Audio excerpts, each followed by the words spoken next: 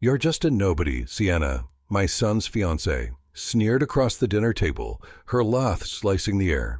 Conversation died. Her mother, Vivian, wore a satisfied smirk, like cruelty was a flavor she enjoyed. I kept my grip on the fork, heat rising under a calm face. They thought they knew me old, irrelevant Martin Hale. They were wrong. When Vivian finally searched my name, their perfect little world would tilt. The words hit like a slap. You're just a nobody, Sienna repeated, voice sharp enough to cut the quiet. My fork hovered midair, mashed potatoes clinging to the tines. Across the polished oak, she leaned back, manicure glinting under the chandelier. Vivian tapped the rim of her glass with a lacquered nail. "Oh, Sienna, be gracious," she murmured, eyes drifting over me like I was furniture slated for the curb. My son, Caleb, stared at his plate, shoulders caved in, silent. I sat there, Martin Hale, 61, feeling every gaze weigh on me. A slow burn coiled in my chest. My knuckles blanched around the fork, but I didn't flinch. Not yet. A moment ago the room had been warm, crystal gleam, candlelight flicker. Now it felt like a stage, and I was the simpleton under the spotlight. Sienna tilted her head, blonde curls catching the light. "What's it like, Martin? Sitting in that little place of yours, replaying your glory days." Her tone dripped with mockery, each word a well-placed pin. "Caleb says you wore the same old suits forever. What were you, a clerk?" Vivian chuckled low. "Not everyone keeps up. Some people fade." Her eyes fixed on me, cool and appraising. Caleb's fork scraped porcelain. He didn't look up. My chest tightened. I wanted to reach across, touch his shoulder, make him see me, but his silence bit deeper than Sienna's taunts. I set my fork down. The clink rang in the stillness.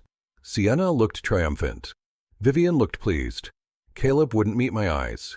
Shadows from the candles stretched along the linen like ghosts of a life I'd built. They thought they knew me, outdated Martin Hale, a relic to be pitted. "Sienna," I said, voice low and steady. "You think you know me?" I leaned in just enough to catch her gaze. Her smile flickered, just a hair. "You don't." The room held its breath. Vivian's brow lifted, but I didn't look at her. I kept my eyes on Sienna, on that flicker of doubt in green irises that had been sure a heartbeat ago. I pushed my chair back, the legs rasped against the wood. "Excuse me." I stood. My hands were steady. My heart pounded like a drumline. I walked out, their whispers snaking after me down the hall. The corridor was cooler, dimmer. I passed the family portrait, me, Elena, and Caleb, smiles from a world that no longer existed. Elena's eyes seemed to meet mine, warmth caught behind glass. I paused, fingertips against the frame. Sienna's laugh echoed, bright and mocking. They'd learn soon enough, when Vivian finally typed my name into a search bar. But first, I needed to remind myself who I was. I turned into my study. The door eased shut, muting the clatter of dishes. Quiet settled old books, polished wood, the hush of a room that remembered.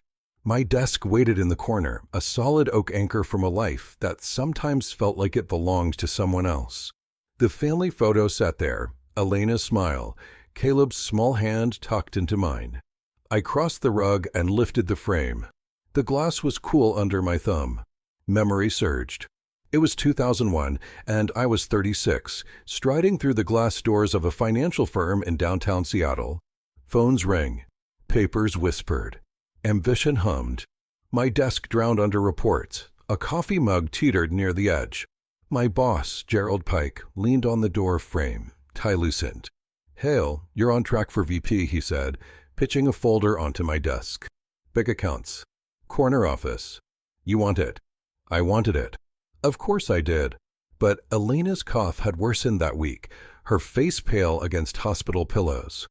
I saw her as clearly as if she were there, her hands entwined with mine, her voice soft. "We'll be all right, Martin." I looked at Gerald, throat tight. "I need to be home." Disappointment flickered in his eyes, then he nodded once. I left the folder unopened. The scene shifted. It was 2006. Our kitchen was small and cluttered, the fridge humming a tired tune. Caleb was 15, lanky, restless, already halfway out the door. I sat at the table, writing a check for his private school tuition, fingers cramped from extra shifts at a job that paid a fraction of what I'd earned before. The pen scratched a line that felt like a promise. Zeros stacked like rungs on a ladder I hoped he'd climb. Caleb breezed through, grabbing an apple. "Thanks, Dad," he mumbled, gone before the word fully left his mouth. He didn't see the stack of bills by my elbow. He didn't know I'd turned down a brighter offer just to stay close. Another flash. 2011 Caleb's college graduation. The auditorium buzzed with proud families, the air thick with applause and camera flashes. I sat alone near the back, my suit a size too large, my hands folded tight in my lap. On stage, Caleb gripped his diploma, grinning ear to ear. "I want to thank my friends," he said into the microphone, his voice booming over the crowd. "They got me here." The audience erupted. I clapped too, hands heavy, smile brittle. My name never came. My chest clenched, but I kept clapping until my palms stung. Back in my study, I set the photo down, breath uneven. I had given everything, my career, my ambitions, my pride for them. And now Sienna's words echoed in my head, "You're just a nobody." Caleb's silence cut even deeper. I had become a shadow in my own life. I sank into the chair, the leather groaning beneath me. My eyes fell to the half-open drawer, a corner of my old address book poking out. I pulled it free. The leather was soft from years, the pages yellowed, the scent of time and old deals clinging to it. Inside were names, men and women who once called me a force, a man who could bend the room when he walked into it. I hadn't opened it in years. My fingers trailed down the pages, brushing ghosts. I wasn't that man anymore. Or was I? Sienna and Vivian thought their words could bury me, but they had no idea about the strength it takes to give up glory for love. I flipped another page. My pulse quickened. Frank Mallory. The name hit like a spark. My thumb pressed into the paper. A smile tugged at my lips, small but real. The rage from that dinner still burned, but now it had direction. I snapped the book shut, the sound sharp in the stillness. Sliding it into my jacket pocket, I stood. The phone waited in the living room. And I had a call to make. The lamp on the side table threw a soft glow across the room. The cordless phone sat there like a relic, its plastic worn smooth. My thumb hovered over the buttons. I could see the number from Frank's page in my mind. "You're just a nobody." Sienna's sneer gnawed at me. My jaw set. I dialed. Each beep rang loud in the quiet. My heart pounded, a rhythm of fear and fire. What if he didn't remember me? What if he did and laughed? The line clicked. A gruff voice answered. "Mallory." "Frank," I said, voice steadier than I felt. "It's Martin Hale." A pause. Then a low chuckle. "Hale. Well, I'll be damned. Been a while. Too long." My lips tugged into a smile, though he couldn't see it. "I need to talk. In person. You free tomorrow?" Another pause. His tone shifted, curious now, cautious. "What's this about, Martin?" "Let's just say I'm calling in an old favor." My gaze fell to the book, Frank's name bold on the page. "Still at the club?" "Yeah. Noon work." His voice held an edge, like he already knew this wasn't just a reunion. "Noon's perfect." I kept it clipped, my grip tightening on the receiver. "Looking forward to it. Hale." The line went dead. I set the phone down, breath slow and deliberate. The room felt tighter, charged. I crossed to the window. Outside, the neighborhood lay quiet, trimmed lawns, warm lights glowing through curtains, lives untouched by my storm. My reflection stared back at me, eyes sharp again. For the first time in years, I recognized the man in the glass. Memory stirred. 1995, a sleek restaurant in downtown Seattle, mahogany walls, hushed conversations, the clink of silverware. I was 32, my suit crisp, my handshake firm. Across the table, a client leaned forward, pen poised. "You drive a hard bargain, Hale," he said, but his smile was respectful. I closed the deal in 20 minutes flat. Waiters nodded as I passed. That man, confident, unstoppable, felt close again, his pulse running in my veins. I turned from the window, address book still in my hand. Sienna and Vivian thought they'd broken me. All they'd done was wake me up. Caleb's silence stung, but I'd show him who his father really was. I slipped the book back into my pocket. It felt like a key to a locked door. Tomorrow, Frank would open it, and I would walk through. I didn't know yet what truths he'd hand me about Vivian's secrets, Sienna's games, or something bigger, but it was a start. I pulled my coat from the rack, the fabric familiar against my skin. The night air would clear my head. Stars pricked the black sky, cold and sharp, watching as I locked the door and climbed into my car. The engine rumbled to life, steady and low. Frank was waiting, and I was ready. The next day, the stars had faded, replaced by a pale spring dusk. I pulled into the parking lot of the country club, the gravel crunching beneath the tires. My hand lingered on the keys. The address book was heavy in my pocket, its weight reminding me of the man I once was. I stepped out, straightened my tie, and walked toward the glass doors. They gleamed, reflecting manicured greens and the quiet arrogance of the elite who strolled past. Vivian's world. Sienna's. But today I was stepping into it. Inside, the air carried the scent of polished wood and expensive cigars. The bar gleamed in a corner, its marble counter catching the last of the sun. Frank Mallory sat at a high-top table, gray hair thinning, but his eyes still sharp. He raised a glass of bourbon, lips curved in a half-smile. "Martin Hale," he said, voice gravelly as I approached. "Didn't think I'd see you here again." I slid onto the stool across from Frank, my fingers brushing the outline of the old address book through my jacket. "Times change," I said lightly. The bartender polished a glass nearby, his ears tilted our way. I leaned closer. "I need your help, Frank." He swirled the bourbon in his glass, ice clinking. "Figured as much.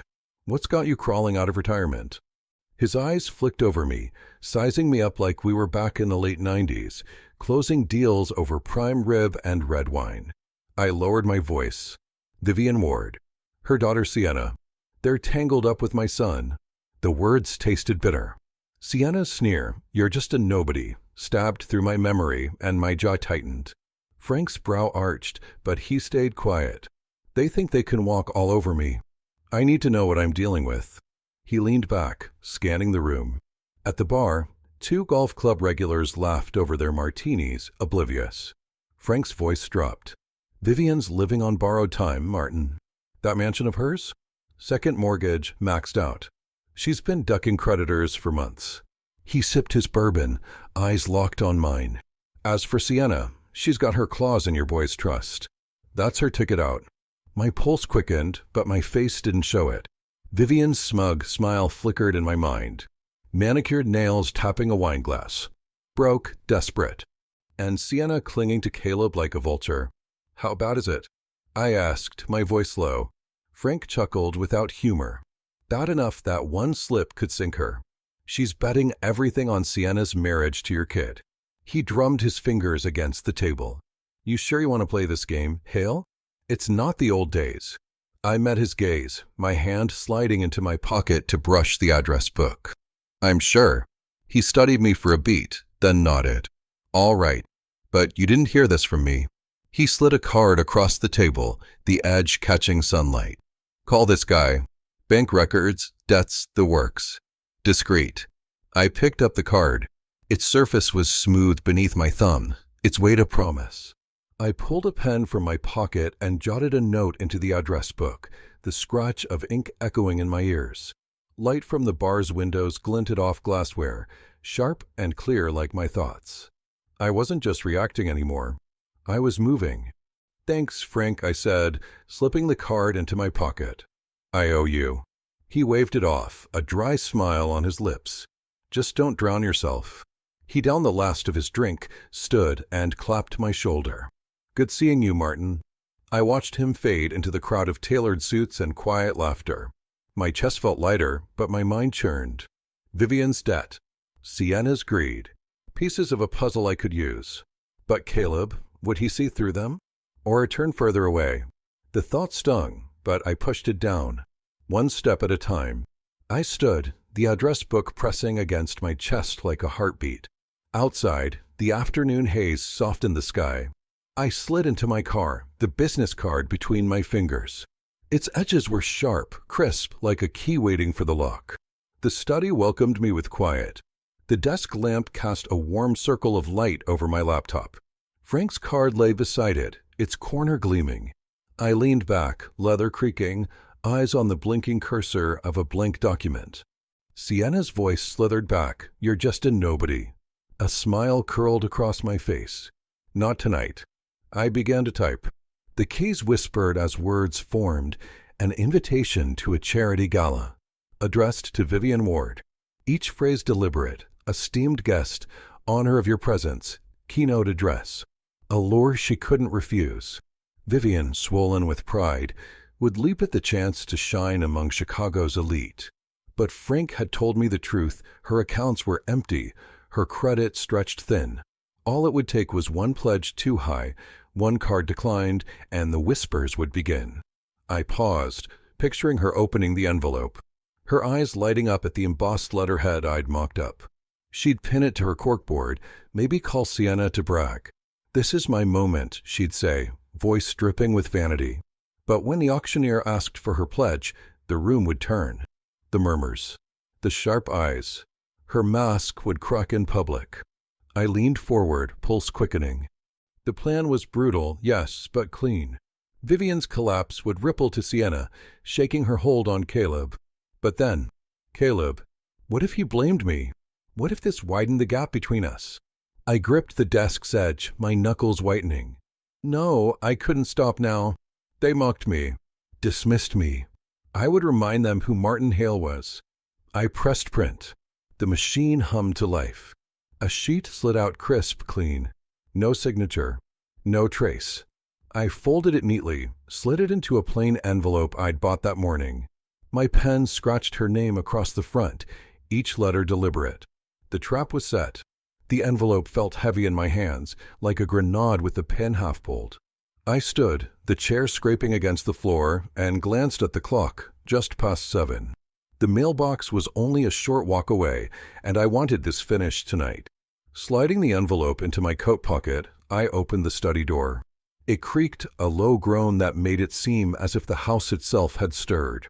The hallway was dim, the family photo catching a shard of light. Elena's smile steadied me.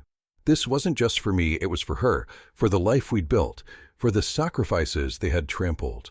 Outside, the air was crisp, streetlights buzzing faintly. At the corner, the blue bulk of the mailbox loomed in the dusk. I walked quickly, my breath fogging in the April chill, the envelope pressing against my chest like a secret poised to detonate. At the box, I gripped the handle and froze. I could see Vivian in my mind's eye, her face glowing as she opened the letter, her fingers trembling. Sienna, she'd call, her voice rich with pride. "They've chosen me." She had no idea. I pulled the handle. The slot yawned open, and the envelope dropped with a soft thud. Done. A rush surged through me, half thrill, half guilt. The line was crossed. There was no going back. Headlights swept the street. I stepped into the shadows just as a car slowed. Sienna's sleek BMW slid past, its engine purring. My heart leapt. Had she seen me? Her silhouette moved faintly behind tinted glass, but the car didn't stop. I exhaled, fists clenching tight. She hadn't noticed. Still, seeing her so close lit a fire in me. This was only the beginning. I turned back toward the house, the night closing in. The game had shifted, and I was no longer the prey. The banquet hall glowed against the city, spilling light across the sidewalk. A red carpet led to tall glass doors, reflecting the skyline in fractured prisons. Ahead, Sienna's BMW purred to a halt. I adjusted my tie and slipped inside, keeping to the shadows near a column by the entrance. The air was thick with perfume, champagne, and chatter. Sequins shimmered, tailored suits glided. I scanned the room, waiting for the moment the trap would spring. The hall was a spectacle, crystal chandeliers scattering rainbows, a string quartet weaving soft notes. And there was Vivian, standing on a raised platform, her emerald gown catching every spotlight. She smiled wide, her voice polished, proud. "This cause means so much to me," she declared, hands sweeping with grandeur. "I'm honored to pledge $65,000 tonight." Applause rippled through the room, but I saw it, the auctioneer's assistant frowning, her tablet glowing as she tapped frantically. My pulse quickened. She whispered something to the auctioneer. He stepped forward, his smile too tight. "Mrs. Ward," his amplified voice rang, "there seems to be an issue with your payment." Vivian froze, hands suspended mid-gesture. The room hushed. The quartet faltered. "An issue?" She laughed brittly. "That's impossible. Try it again." The assistant shook her head. The auctioneer's smile faded. "I'm sorry, ma'am. The transaction was declined." The words cut like glass. Gasps stirred the air. Whispers spread like wildfire. Overextended. Living beyond her means. Vivian's face flushed, her eyes starting. "This is a mistake," she snapped, voice cracking. "I'll resolve it later." But the damage was done. Guests leaned toward each other, murmuring. Her mask was slipping fast. In the corner, Sienna yanked Caleb aside. Her face twisted with fury. "This is your fault," she hissed, low but venomous. "Your family's dragging us down." Caleb's shoulders sagged, his hands raised weakly. "Sienna, I didn't," she cut him off, heels striking sharp as she stormed toward Vivian. My chest tightened. Seeing Caleb under her thumb twisted something deep inside me. But Vivian's collapse, oh, that was sweet. I had plotted, waited, struck. The letter had done its job. Still, Caleb's bowed head stabbed me with doubt. What if he blamed me? I pushed it away. I had to. Tonight was about Vivian's unraveling. I edged toward the side doors that would cool under my palm. Part of me wanted to stay, to drink in every drop of her humiliation. But I'd seen enough. The whispers would spread on their own, shredding her reputation thread by thread. Sienna's panic was just the bonus, her control slipping, her claws dulling. My phone buzzed in my pocket. I slipped it out. A text lit the screen. "Lisa Carter, Martin, we need to talk. Can you meet tomorrow?" Lisa, Elena's old friend. Sharp, loyal, always in the know. My thumb hovered, then typed quickly, "Yes." 1:00. Sliding the phone back, I pushed open the side door. The cool night brushed my face. The city hummed bright, unforgiving. I walked to my car, Lisa's message echoing in my head. Vivian's stumble was only the start. And Lisa felt like the next piece sliding into place. The cafe's bell chimed as I stepped inside the next morning. The rich scent of roasted beans wrapped around me like a blanket. My phone was still in my hand, Lisa's message glowing across the screen. "Meet me at Rosie's. 12:30 p.m. The clock on the wall ticked closer. And I was ready. I slipped the note into my pocket, my eyes sweeping the cafe. There she was near the window, auburn hair catching the morning light. Lisa raised a hand, her smile soft but knowing, like she'd been waiting for this moment as long as I had. My chest tightened, hope, nostalgia, a flicker of the past. I crossed the hardwood floor, the creak of my shoes blending with the hum of conversation. The cafe was small, cozy, wooden tables, mismatched mugs, sunlight streaming through tall windows. I slid into the chair across from Lisa, the warmth of the ceramic mug she'd already ordered for me grounding my nerves. "You look good, Martin," she said, her voice gentle, like she was testing the waters. "Thanks," I answered, curling my fingers around the mug. "It's been more than 16 years. Elena's laugh flashed in my mind, her hand on Lisa's shoulder at those long-ago summer cookouts. I shoved the memory down, focusing instead on Lisa's steady gaze.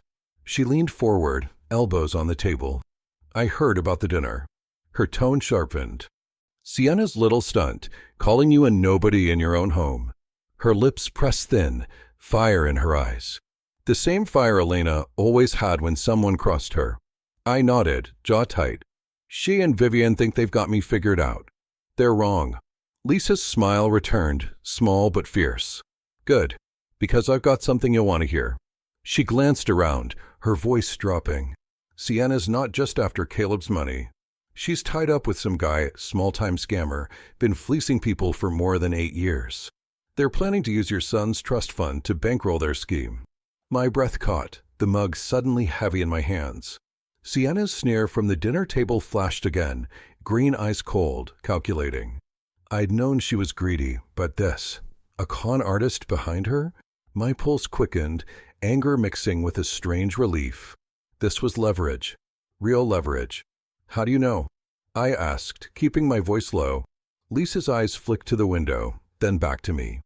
I've got friends who talk. People who notice things. She tapped the table once. Elena always said you were sharp, Martin. Said you could outsmart anyone. So, what's your move? I leaned back, the chair creaking. The cafe's warmth suddenly felt distant. My mind raced. Sienna's scam could ruin Caleb, but if I played it right, it could ruin her. We set a trap, I said slowly, the words forming as I spoke. Something she can't resist. A fake deal. Make her show her hand. Lisa's eyes lit up. I like it. I can pose as a go-between, feed her a story about some big investor. She's greedy, she'll bite. She reached into her purse and pulled out a faded photo, sliding it across the table. Elena and Lisa, laughing on a beach, their hair whipped by wind. For luck, Lisa said softly. And because she'd want us to do this. I touched the photo, my throat tightening. Elena's smile was a lifeline, a reminder of why I was fighting. She would, I murmured, voice rough. I slipped the photo into my pocket, next to the address book. Who do we need to pull this off?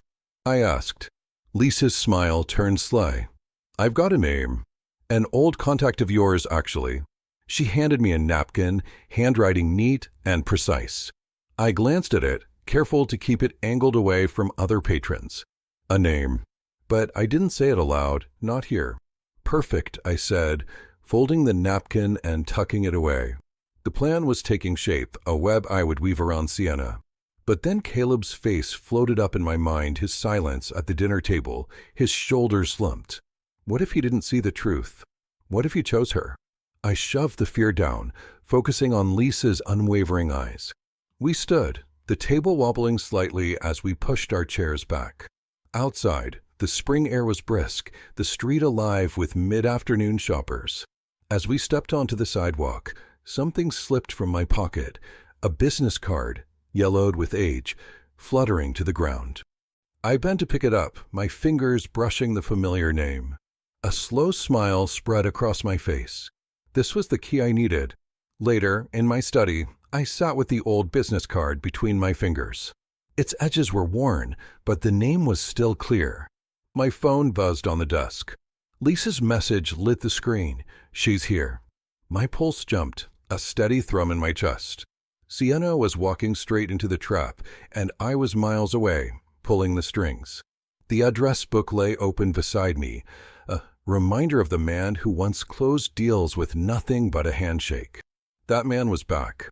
I leaned into the chair, leather creaking, and pictured the scene Lisa had painted, a sleek Seattle office, all glass walls and polished steel, the kind of place Sienna would feel at home. Lisa, posing as an assistant to a wealthy investor, sliding her a deal too good to ignore. A high-stakes venture needing connected partners. Sienna, greedy and blind, would take the bait. My phone buzzed again. She's talking. Recording now. I exhaled, my grip tightening on the card. Lisa was good. Better than good. She'd play Sienna like a fiddle, and every word would be caught on tape. I stood, pacing the study. The rug cushioned my steps, the air thick with wood polish and time. The family photos sat on the desk, watching me. And Elena's eyes, frozen in glass, seemed to say, keep going. I imagined Sienna in that office, her blonde curls flawless, her smile all polished charm. I know just the person, she'd say, tossing out the name of her con artist partner like a business card. She wouldn't notice Lisa's recorder. She wouldn't see the net closing in. The thought thrilled me, but a shadow followed, Caleb. If I sent him this recording, would he believe it? Or would he cling tighter to Sienna, shutting me out for good? My steps slowed, my hand brushing the address book. Elena had always believed in me. I had to believe Caleb would too. Another buzz on my phone. Got it. She named him Vincent Cole. Sending you the file. My heart jumped. Vincent Cole, a name I could use, a thread to unravel everything. I opened my laptop, the screen glowing in the dim study. The file arrived, a small audio clip, but one that held Sienna's downfall. I didn't play it, not yet. Instead, I pulled a blank envelope from the drawer, slipped a USB drive inside. No note, no signature. Caleb would get it at his office the next day, dropped off anonymously. I sealed the envelope. My hand was steady, but my mind churned. Sienna's voice on that recording, her betrayal would hit Caleb like a freight train. But what then? Would he confront her or bury it? I pushed the doubt aside. The USB felt like a key, unlocking the truth I'd been chasing. I slid the old business card into the drawer, its job done for now. The address book stayed on the desk, a silent partner in this game. I grabbed my coat, the envelope tucked inside. The mailbox was just a 10-minute drive away. I wanted this finished before nerves caught me. The hallway was hushed as I passed the family photo. Elena's smile steadied me. I opened the door, the evening air cool against my face, and stepped outside. Headlights flickered down the street. I froze. Vivian's car, its chrome trim gleaming under the streetlights, was parked 2 blocks down, in front of Caleb's house. My grip tightened on the envelope. What was she doing there? Rallying, trying to salvage her crumbling empire? The sight of her car was a spark, igniting a wave of resolve. Sienna was already teetering. Vivian was next. I climbed into my own car, the engine humming alive. The envelope pressed against my chest like a promise. But Vivian's presence was a warning. Time was running out, and the game was far from over. Her car gleamed under the lamp's glare, its chrome bumper a harsh contrast to the quiet of Caleb's suburban street. I stood in the shadows, breath shallow, the envelope with the USB still in my pocket. From inside Caleb's house, voices rose, Vivian sharp and frantic, slicing through the evening air. My plan had rattled her. She was flailing. I edged closer, the grass damp under my shoes, pressing against the hedge. The words grew clearer, and they were about me. Just hours earlier, in Vivian's own home, the scene had been chaos. I pictured it vividly, pieced together from the whispers I'd stirred. She'd ripped open a letter, its letterhead official, its words merciless. Unpaid debts, missed payments, laid bare in a gossip column read by half of Seattle's elite. Her hands would have trembled as the paper crumpled in her grip. She'd screamed into her phone, blaming her accountant, her lawyer, even Sienna. But the truth was out. A truth I had delivered with a few calls, a carefully aimed leak. Her empire of appearances was collapsing. Now, in Caleb's living room, she was lashing out. "It's your father." Vivian's voice cracked, jagged and raw. "He's behind this, Caleb. He's trying to ruin me." I peered through the half-open curtain. Vivian stood in the center, silk blouse wrinkled, hair falling from its neat bun. Caleb sat stiff on the couch, his face drawn, while Sienna hovered near the doorway, arms crossed. My chest tightened. If Caleb believed her, if he turned on me, everything could unravel. But his eyes, narrowed, uncertain, told me he wasn't convinced. "Not yet." "Vivian, calm down," Caleb said, his voice low but firm. "You don't know it was him." "Don't I?" she snapped, pacing like a caged animal. "He's bitter, jealous of Sienna, of us. He's a nobody who can't stand our success." The word landed again. Nobody.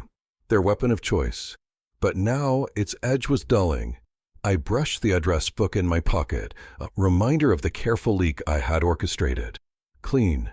Untraceable. And her panic was proof it had struck true. Vivian was unraveling. Her mask slipping. Sienna stepped forward, her voice icy. "If it was Martin, he's smarter than I thought." Her gaze cut toward Caleb, testing him. "But you'd know, wouldn't you? He's your father." Caleb's head jerked up, fists clenched. "Leave it, Sienna." The tension in his voice sent a chill through me. He was caught between them, but doubt in Vivian's words was already a crack I could widen. Vivian whirled suddenly, her eyes scanning toward the window, toward me. Though she couldn't see me in the dark, it felt as though she did. "She's a vindictive old man's puppet," Vivian spat. "You'll see, Caleb, he'll drag you down with him." But her voice broke. And I saw it, not just anger. Fear. Fear of losing everything, her status, her control, her daughter's future. She was bleeding out, and I had barely lifted a finger. I stepped back, shoes silent in the damp grass. I'd heard enough. Vivian's counterattack was desperate, but it was faltering. Caleb's silence, his doubt, was my victory. I turned toward the street, the envelope still in my pocket. The USB would reach him soon. And Sienna, she would fall next. But Vivian's words lingered a warning. She wasn't done fighting. I drove home, the night closing in. Parked in my driveway, I stepped into the house. The air inside was heavy, shadows pressing close. My study welcomed me like a sanctuary, the desk lamp throwing a soft circle of light. On impulse, I opened the closet and found it. Elena's old laptop. Its surface was scuffed, familiar beneath my fingertips. I carried it to the desk, tracing the keys she'd once touched. Something told me it still held answers, pieces of the past I would need for the battles ahead. I powered it on. The screen flickered, then came to life. The study hushed. The glow of her laptop lit the walls, its soft hum a faint reminder of her presence. On the screen, a folder labeled family. My chest tightened. I reached for it, but before I could open it, my phone buzzed. Lisa's name flashed. I answered, my voice low. What's happening? Vivian's losing it, Lisa said, sharp with excitement. She's at home digging through your past. Googling you like her life depends on it. A pause, then a soft laugh. She's about to find out who you really are. I leaned back, a slow smile spreading across my face. I pictured it clearly. Vivian, perfect nails clattering on her keyboard, panic widening her eyes. I could almost see her in that lavish office, chandelier dimmed by fear, her empire cracking under her fingertips. She'd thought I was irrelevant. A shadow. A nobody. Now she'd find the truth. Articles on my early career, my name in bold next to contracts worth tens of millions. Reports of the skyscrapers and towers I'd helped finance. A profile in a Seattle paper praising my quiet charity work after I'd stepped out of the spotlight. A photo of me at a gala, Elena at my side, her smile brighter than the camera flash. Vivian's world, built on vanity and lies, would crumble when she realized her mistake. Thanks, Lisa, I said, voice steady. Let me know how it lands. I hung up, my eyes drifting back to the laptop. I clicked open the family folder, photos, letters, fragments of a life. But my mind stayed fixed on Vivian. I saw her in my head, face paling as she scrolled, coffee cup forgotten, spilling on her desk. She had thought I was finished, easy prey. But she would see now I was the man who outplayed her. Hours later, I stood in Caleb's living room. The air was heavy, tension pressing down.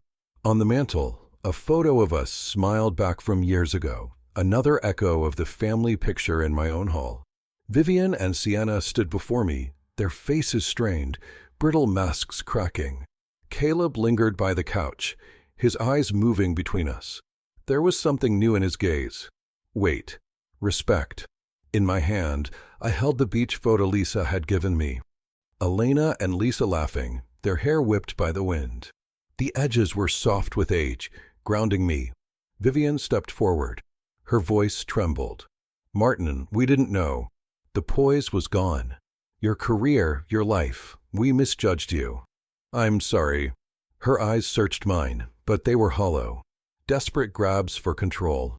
Sienna nodded quickly, hands twisting the bracelet on her wrist. I was wrong, Martin, she said, her voice small, forced. I didn't mean to hurt you. Can we start over? I looked at them both. Their words were paper-thin. Empty. Sienna's sneer, you're just a nobody. Vivian's smirk. Their cruelty in my own home. Those memories burned sharper than any apology.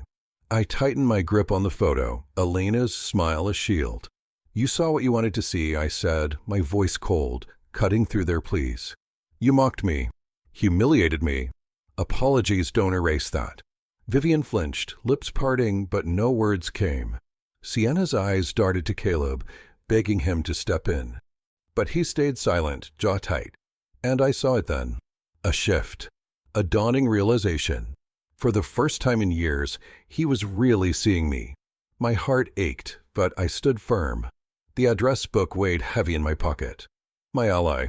Martin, please, Vivian tried again, her voice cracking. We can make this right. I shook my head and stepped toward the door. It's too late for that. My eyes met Caleb's. We held each other's gaze. There was pain there, but also something new. Understanding. I turned, hand closing on the doorknob, and walked out. Lisa waited by my car, arms crossed. Her smile was soft, knowing. The night air was cool, streetlights buzzing faintly above. "You did it, Martin," she said warmly. "They're finished. Now what?" I paused, the photo still in my hand.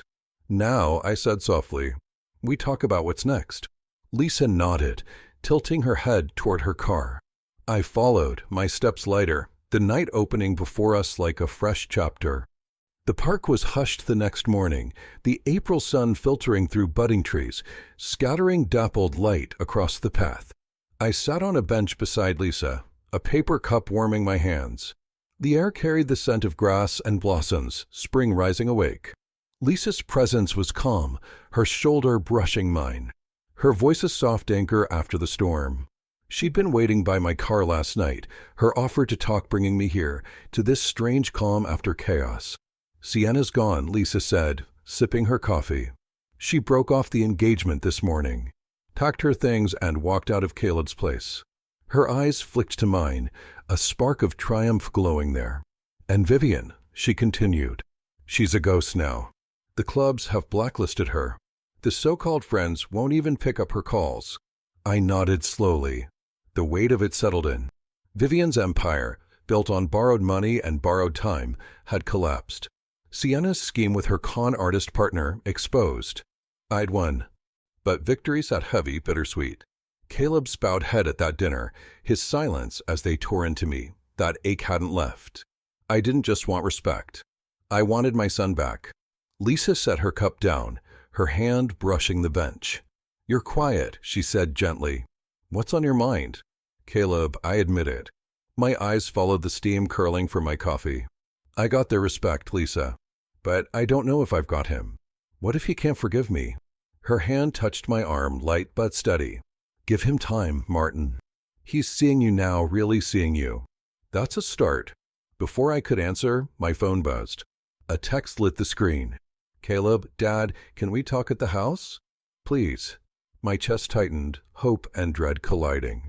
I turned the screen to Lisa. She smiled. "Go. He's ready." I drove familiar streets heavy with memory. Caleb's front door was ajar when I arrived. Inside, the living room was bathed in morning light. On the coffee table sat a photo, me, Elena, and Caleb as a boy. Its frame gleamed, polished as if he'd been holding it. He stood by the window, shoulders taut, eyes clear and steady. "Dad," his voice broke. I was blind. Sienna, Vivian, they fed me lies. And I let them. But you, he stepped closer, fists clenched. You were always there, sacrificing everything. I didn't see it. I'm sorry. The words hit like a tide, washing away years of distance. My throat burned as I forced words past it. I just wanted you to know who I am, Caleb. Not for apologies. For respect. His eyes shone. He nodded. I do. I see you now. He reached out, gripping my hand firm, steady. For the first time in years, I felt my son's strength not a shadow, but real. We talked for longer than we had in over a decade. He spoke of Sienna's lies, Vivian's desperation. I listened. Slowly, the rift between us began to close.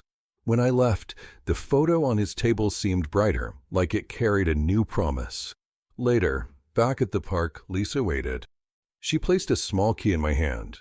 Its metal was cool against my skin. "Elena's old office," she said quietly. "I've been keeping it. We could use it for a charity project in her name. What do you think?" I turned the key over, its weight solid, new. A different kind of key.